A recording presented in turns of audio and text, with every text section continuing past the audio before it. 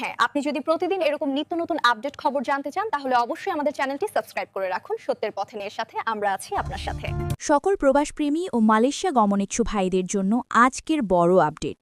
দীর্ঘ প্রতীক্ষার পর অবশেষে মালয়েশিয়া কলিং ভিসা নিয়ে আসছে নতুন সম্ভাবনা এবং বাস্তব অগ্রগতি। চলুন জেনে নেই মালয়েশিয়ার কলিং ভিসা নিয়ে সর্বশেষ বিস্তারিত তথ্য। মালয়েশিয়ার নতুন ঘোষণা ও শর্তাবলী।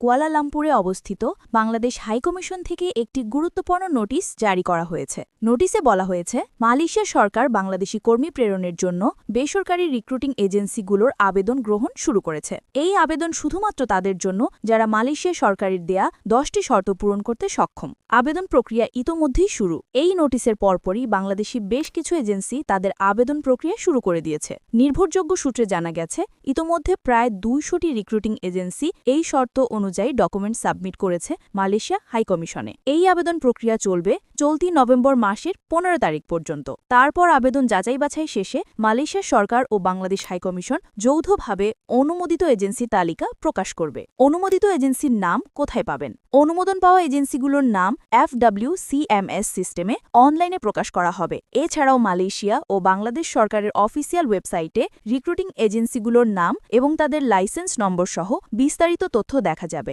অর্থাৎ সাধারণ কর্মী সহজেই যাচাই করতে পারবেন কোন এজেন্সি বৈধ ও অনুমোদিত।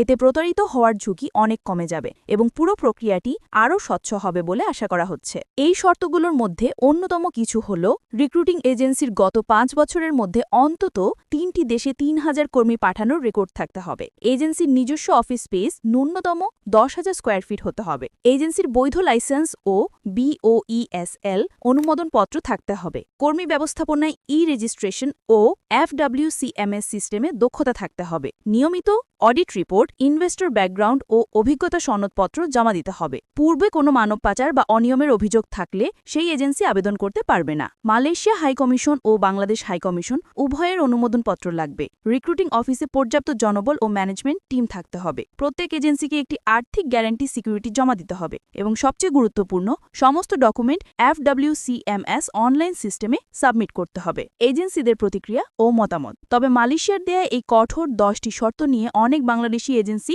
অসন্তুষ্টি প্রকাশ করেছে। তাদের মতে গত 5 বছরে 3000 কর্মী প্রেরণের রেকর্ড রাখা অনেক ছোট ও মাঝারি এজেন্সির পক্ষে সম্ভব নয়। এছাড়া 10,000 স্কয়ার ফিট অফিস পরিচালনা করাও একটি বিশাল ব্যয়বহুল কাজ বলে জানিয়েছেন তারা। কিছু এজেন্সি মনে করছে এই শর্তগুলো মূলত বড় ও প্রভাবশালী এজেন্সিদের সুবিধা দেবে, ফলে নতুন ও ছোট রিক্রুটিং এজেন্সিগুলো বাইরে থেকে যাবে এই প্রতিযোগিতা থেকে। তবে সরকার জানিয়েছে, এই শর্তগুলো কর্মী প্রেরণের মান উন্নয়ন ও প্রতারণা রোধের জন্যই প্রণয়ন করা হয়েছে। বাংলাদেশ হাইকমিশন জানিয়েছে, যেসব এজেন্সি যোগ্যতা অর্জন করবে তাদের নাম প্রকাশের পরপরই মেডিকেল ও ভিসা প্রক্রিয়া শুরু করা হবে ধাপে ধাপে। কবে শুরু হতে পারে মেডিকেল